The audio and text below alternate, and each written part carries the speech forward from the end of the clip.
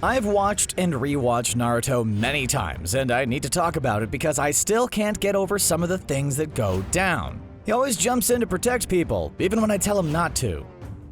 There's one moment that truly changes the scope of the series forever. That is, of course, Sasuke abandoning the village to join Orochimaru. Before that, Naruto was a fun anime about a group of ninja buddies who go on adventures and take needlessly dangerous exams. Afterwards, it was a show about a fractured group of people who would never be whole again, so long as their best friend was gone. The fight between Naruto and Sasuke over the latter's fate is still one of the greatest fights of all time. It's gorgeously animated, acted, and choreographed. Every punch and jutsu is packed with emotion as Naruto fights for his friendship and Sasuke fights for his right to vengeance. The fight ends with both unleashing their demonic powers at each other with a Chidori versus Rasengan finish. Ultimately, Naruto fails to bring Sasuke back and leaves to train. When he returns, he and the show itself are a little darker, a little sadder, and strangely even more hopeful. Despite everything that happened, Naruto never gave up on Sasuke.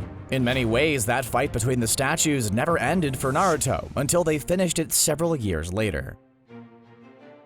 In retrospect, it probably shouldn't have surprised anyone that Sasuke was going to go bad. He was pretty upfront about the fact that all he wanted to do was avenge his family and destroy his brother. There were plenty of warning signs. That betrayal wasn't for nothing though, because he eventually got his wish. Only it wasn't quite what he expected. The long-awaited battle between the Uchiha brothers was filled with ninja trickery, insane combat, and all the Sharingan shenanigans you could ever want. Ultimately, that wasn't the true draw of this reunion though. In his final moments, Itachi revealed to Sasuke the truth. He'd always loved his brother and only destroyed the clan to save Konoha and Sasuke. This reveal made Itachi the best Naruto character for some fans. In many ways, he was just as much a victim of the messed up ninja world as Sasuke was. Sasuke then moved on to getting his revenge on Danzo, where Danzo revealed that, well, he was pretty much exactly as evil as we thought. Sometimes bad guys are secretly misunderstood, and sometimes they genuinely are just the worst.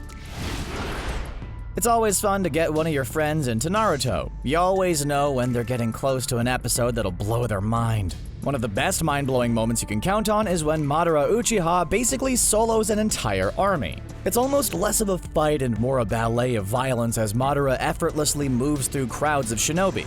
This guy's been hyped up for years, so we needed him to make a big show when he was finally unleashed. Who would have ever guessed that the man was actually underhyped? No one said that he was a one-man army, even by shinobi standards. My personal favorite moment from this fight, which I rewatch clips of constantly, is when one of them has a blade on him and Madara just looks at him. I know that he's using his Sharingan, but it honestly looks like Madara is staring at him like, I dare ya, do something, and the guy just freezes. Madara doesn't need Sharingan to make a guy freeze in terror, let's be honest. All of Naruto Shippuden was building to one moment. Sure, most of it technically covered the shinobi world battling the Akatsuki, Madara, and ultimately Kaguya, but all of that was more or less just window dressing around the real conflict. Naruto and Sasuke Round 2. Throughout the entire run of Shippuden, Naruto learned that he had the power to change even the darkest of people through hope and resilience. Sasuke, meanwhile, learned that he had the power to take over the entire world and reshape it if he wanted to. Seriously, those Uchiha genes basically make you a god if you apply yourself. The fight was more than worth the wait as both the characters and the animators show how much they've grown over the series. It starts as it did the first time with both throwing punches and simple jutsus at each other. Then it grows into a full-on demon smackdown. By the end though, the two exhausted shinobi finished things the way it had to be done. Rasengan versus Chidori. In the end, Naruto saved his friend and completed his journey. Sure, he got to become Hokage like he'd always wanted, but his real prize was getting Sasuke back. That's worth losing an arm, right? Naruto is a show that loves to set up a juicy mystery and then leave it alone for like half the run of the series. Seriously, they teased Kakashi's mysterious Sharingan in like the first arc of the series, and it wasn't until we were well into Shippuden before we got the answer. It turns out that Kakashi's old friend and rival Obito gave him his Sharingan after he apparently perished in a mission. Only that's not where his story ended. Obito had been Tobi the whole time, pulling the Akatsuki's strings in the shadows. Though, to be fair, there were a lot of people and gods pulling the Akatsuki's strings in the shadows. The reveal of Tobi's true identity and his reunion with Kakashi still stand as one of the show's greatest pull-the-rug-out-from-under-you moments. It's an emotional confrontation that's almost as powerful as Sasuke and Naruto's, despite having only a few episodes of setup instead of 2 entire series. Obito and Kakashi both love living that mysterious mysterious mask guy life. Not everybody can pull off hiding their face for decades, but both of them really committed.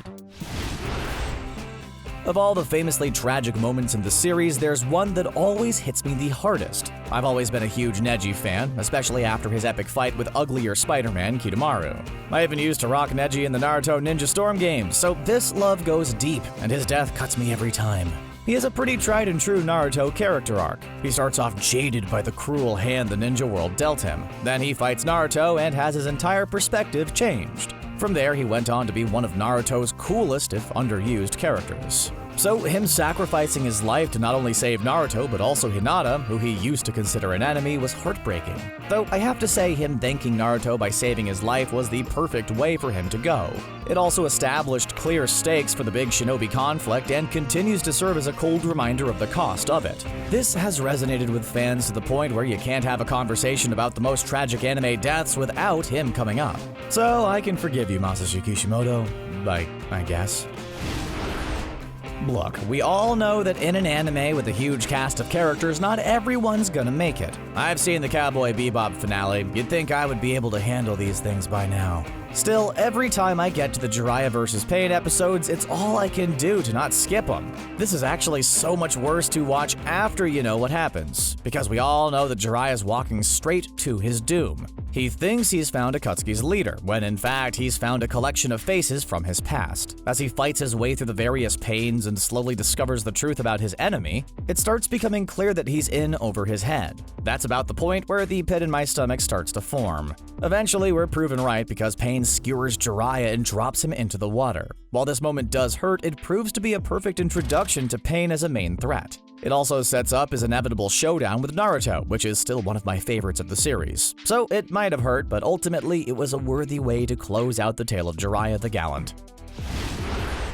As an anime fan, sometimes it takes a little while for you to truly love a new series like your old favorites. I remember when I first watched Naruto that I always liked it, but didn't quite love it like some of my friends did. Looking back, I was just being loyal to my boys, Bleach, Dragon Ball Z, and One Piece. It takes a lot to prove that you're worthy of standing next to classics like that. Then the Rock Lee vs. Gaara fight happened, and I finally admitted it to myself and everybody else. Naruto is amazing. This fight just had a fantastic conceit. We had Gaara, an unpunchable opponent, against Rock Lee, who could basically only punch things. From moment one of this showdown, it's clear that Rock Lee has absolutely no chance of victory. That becomes the point of the match, though. Lee is so overpowered that every single blow that he manages to land on Gaara makes you want to stand up and cheer. It doesn't matter that he loses in the end. The fact is that he challenged Gaara beyond all odds and proved himself as a worthy ninja, despite his inability to use nin or genjutsu. This is the ultimate crowd-pleasing Naruto moment, and the definitive one where Rock Lee proved that both he and the series itself were both legends.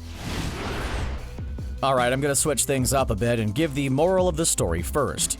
Don't mess with Shikamaru.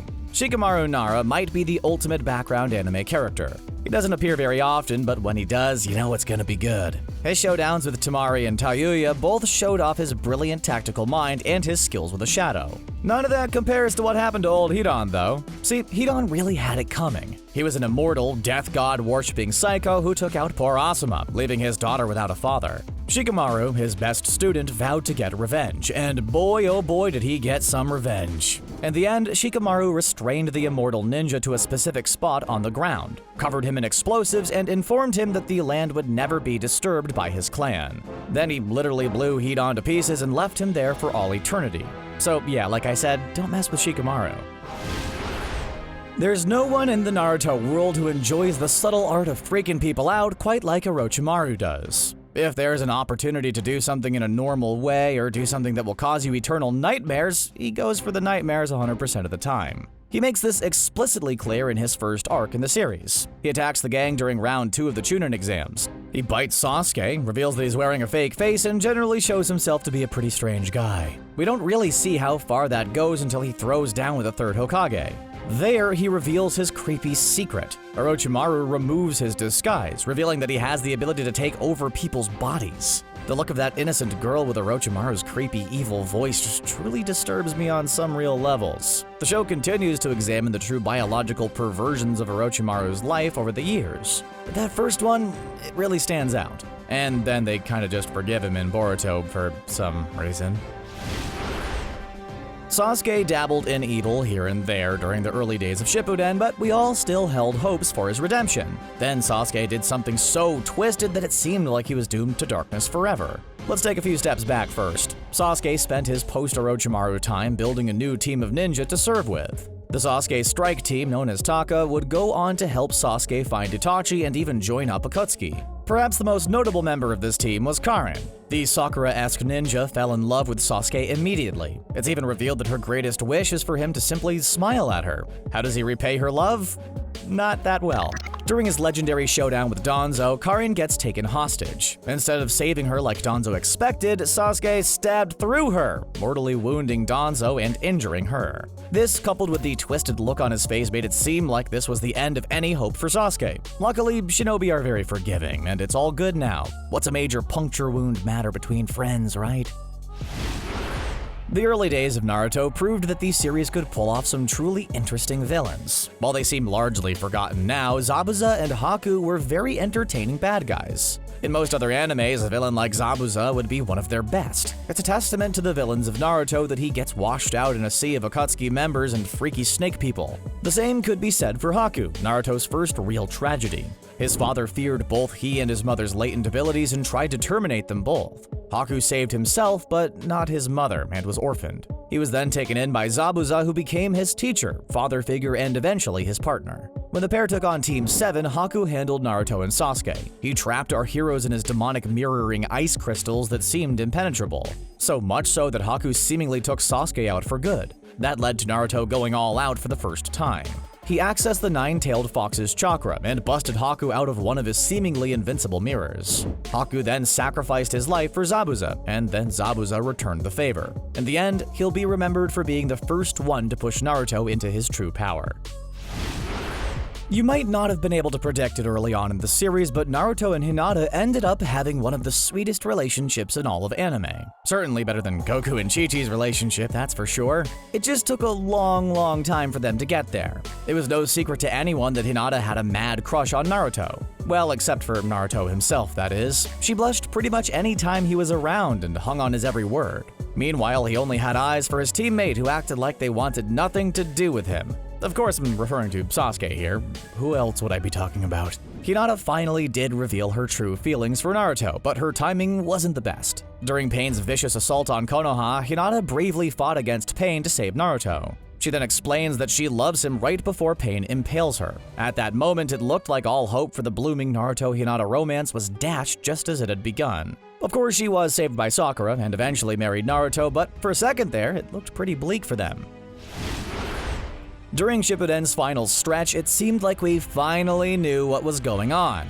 After Nagato was revealed to be the leader of the Akatsuki, then Madara, then Obito posing as Madara, and then legit Madara, we had a handle on it. Madara Uchiha was the big bad, and he wanted to put the entire world in a nice little dream forever. It's not the worst bad guy plan as far as bad guy plans go. And then they pulled another rug out from under us. It turns out that Madara was also being manipulated, and he's not even the big bad. Nope. That honor goes to Kaguya Otsutsuki. She spun the entire universe on its head by revealing that she was the first chakra user and was essentially a shinobi god. As far as days of work go, that had to be a particularly bad one for Naruto. He just fought in a global conflict, taken on an ancient shinobi, and now he had to fight a god. It's pretty rough, man.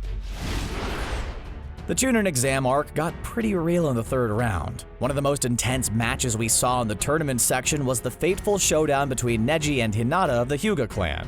This was an interesting fight on many levels. For one, we got to see two people square off who had the exact same powers. Both use the Byakugan ability and the Gentle Fist style. We rarely get to see characters in Naruto fight using the exact same technique. It no longer becomes a match about which technique or strategy is better, but which one has progressed further with it. Secondly, this match provided an in-depth look at the messed-up society of the Hyuga clan. Neji was forced into servitude to Hinata's family at an extremely young age, using a barbaric curse seal. He was even traumatized after watching his father punished by their masters using the seal. So in many ways, Neji was fighting Hinata to show that he was greater than the Hyuga treated him to be.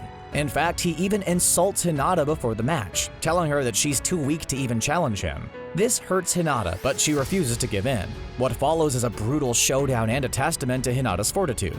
Despite the fact that Neji is clearly better than her, she refuses to give in. Neji, so enraged by Hinata, attacks her with lethal force. He's barely stopped before finishing the move.